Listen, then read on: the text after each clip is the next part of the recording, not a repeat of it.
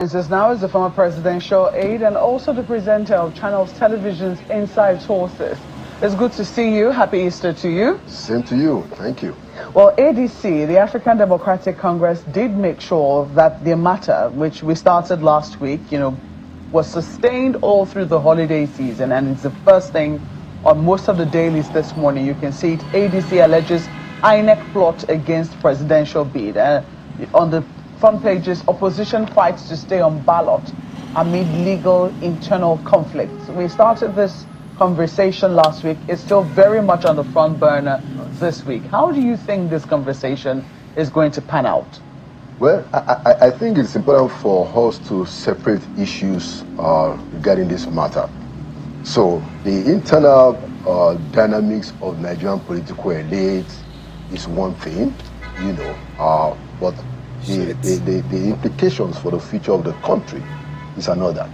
So I can reel out, a litany of some of the poor organization of ADC, just as we can speak of a lot of contradictions within APC or any political party for that matter.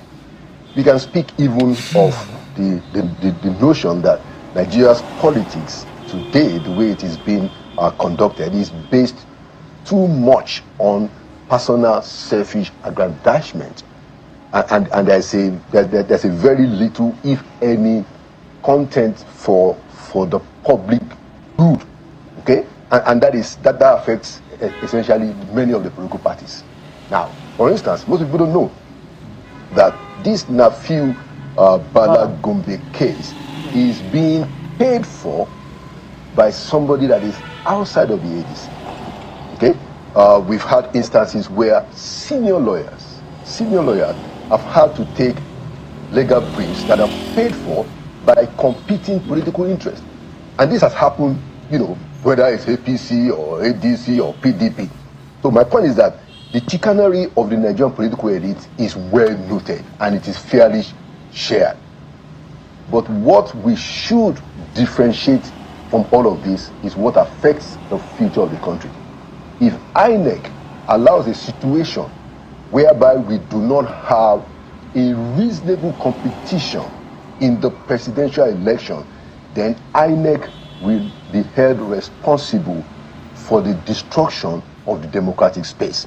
And so that is the attitude that, in my view, we ought to have.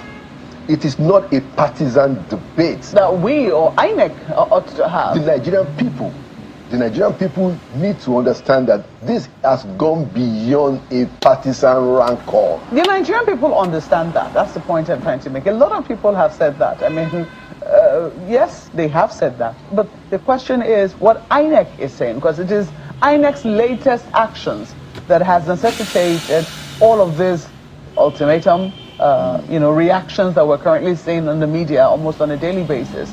It is INEC's derecognition of the leadership of ADC that has now raised this. Nafi Bala has been making his noise for a while, but then there are questions as to whether INEC truly recognized his position and the fact that he had gone to court. INEC is now saying, well, we're not the court. This dispute is lingering. We are not recognizing any of the leaderships until this dispute is resolved. And that's a very dangerous interpretation that INEC has taken. Now, because INEC is supposed to be an umpire, one would have expected that they would have demonstrated a bit more caution, so that if you are not clear, or if you're trying to take a decision that has this kind of implication on the polity, why couldn't you go to the court to ask for an interpretation of what it is that you're trying to do? Because this is the most important thing in my view, Markwe. If you derail ADC the way that it thinks it is going to happen, you're going to have a walkover presidential election for the first time in Nigeria's history. It's going to be a walkover. PDP is dead. Wike has ensured that. The only opposition that exists today is ADC.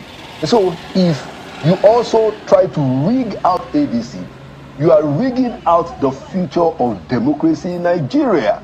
And that's why I said that, look, I am able, and I think people should separate the games and the antics and the shenanigans of our politicians. They should put it aside. And we should talk to Professor Joash Amupitan that you must understand why you are walking on eggshells on this matter. If you kill ADC, you are not just killing them for their improprieties or whatever. You are actually killing the potential of the development of the democratic space of this country. You're going to have a presidential election that will be a walkover. And people say that, oh, well, there are several political parties. Come on. It's interesting that you say it very categorically that PDP is dead. It's dead. Some people will say they disagree with you. No, it's be a waste of time. It might be in limbo. Just a moment. It might be in limbo. It might not be offering any opposition to the government of Bola Ahmed Tinubu, but it is because it has chosen not to. The fact that it hasn't done that doesn't mean that it doesn't have the potential. We can't even say that it has decided to do that. What we have is one federal minister running riot, displaying absurdities, which the president and the ruling party, the government, has allowed to happen. Excessive behavior. You cannot say in any way that PDP has taken any decision. No. Yet some wicked, the FCT minister has taken a decision, and he has managed with some legal mumbo jumbo here and there, outwitted Bala, in Bauchi, and outwitted Sheyi Makinde in Oyo State. That is what is happening. Yeah. I was going to also mention the fact that they had a convention 2 weeks ago, this PDP you mentioned, and there were quite a number of big wigs. Before you cannot just say, oh, the road roughshod over them. Bukola Saraki, for instance, former Senate president. You have the former presidential candidate, governor of Jigawa State. You have a number of, but let me let Ayo put his own question to you. Ayo, quickly. Well, thank you, Mokwe. I'm actually a little more interested in some of the issues about insecurity, security or a lack of it. The president visited Plateau, and he also he spent a day there, then went to some other things. The challenge that I have always seen here is, well, we expect the president or whoever it is to visit these places, and then what? Mr. Akande, we recognize the symbolism, but then it's the lives of people we're talking about. Is it impossible for state governments, to do whatever it is that they can to put these issues in abeyance? And most importantly, why mostly the North? Shit. Well, thank you for that question. I think the problem that we are dealing with here, in my view, is that we have had an overplay of the political hand, even in the management of the insecurity in the country. And I'll explain. So the president goes to Plateau, after we've said that, look, all these deadpan press statements don't cut anything.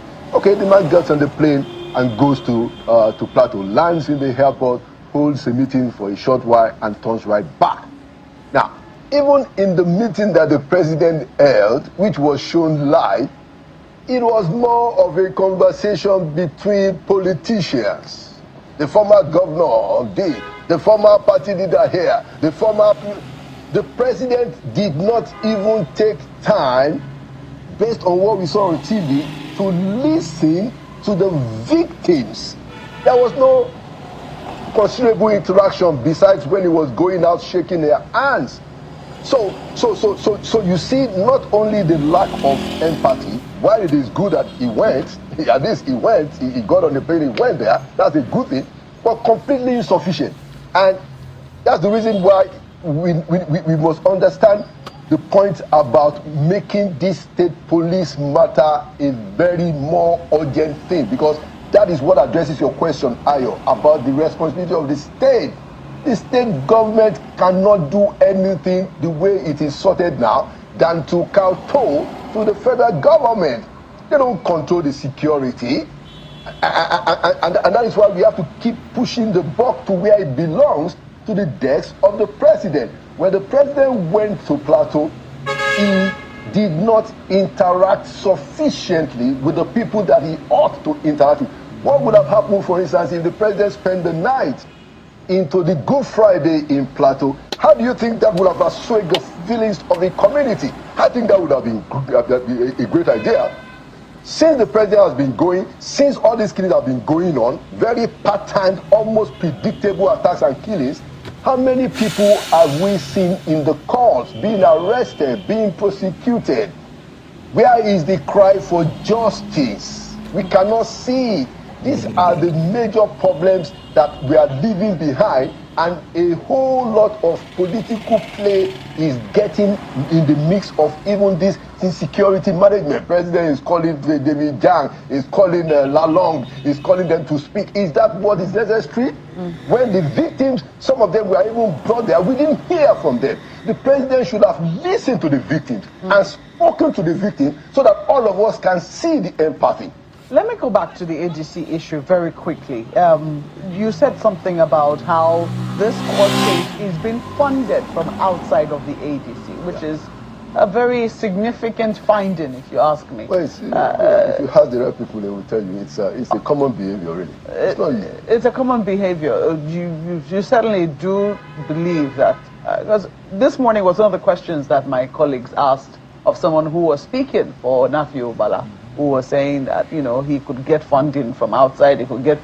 The allegation outside is that he's been bribed or he's been put up to this by people within the ruling party.